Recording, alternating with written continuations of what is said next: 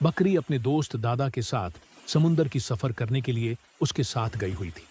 तभी अचानक एक तेज लहर आती है और नाव अनबैलेंस होकर पलट जाती है। सभी लोग बीच समुद्र में फंस गए और वहां कोई मदद के लिए नहीं था। बकरी समुद्र में डूबकर एक अनजान जगह पहुंच गई।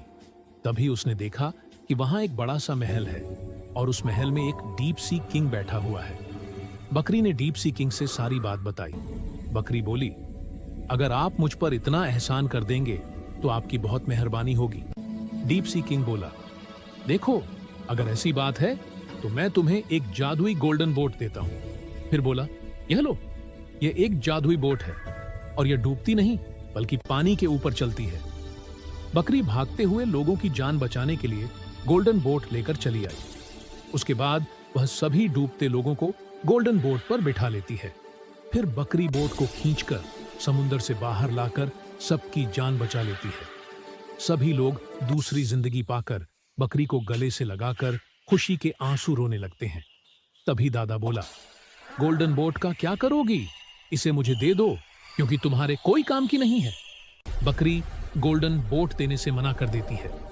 यह बात दादा को अच्छी नहीं लगती और वह गुस्से में आकर बकरी को मारने लगता है, जिससे बकरी बेहोश होकर गिर जाती है। उसके बाद दादा उसे उठाकर बीच समुद्र में ले जाकर फेंक देता है। बकरी डूबते हुए उसी महल के पास वापस पहुंच जाती है और कुछ देर बाद उसे होश आ जाता है। तभी डीप सी किंग के सेनापति बकरी को देखकर सारी बात किंग को बताते हैं।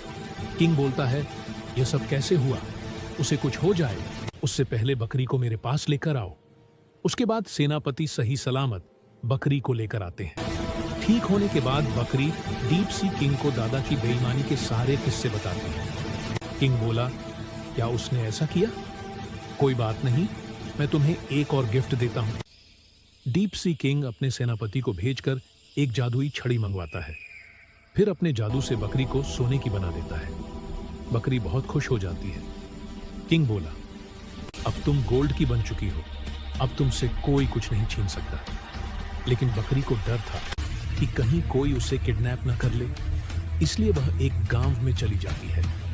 गांव वाले उसे देखते ही अपने घर में रख लेते हैं, क्योंकि वे बहुत दयालु होते हैं।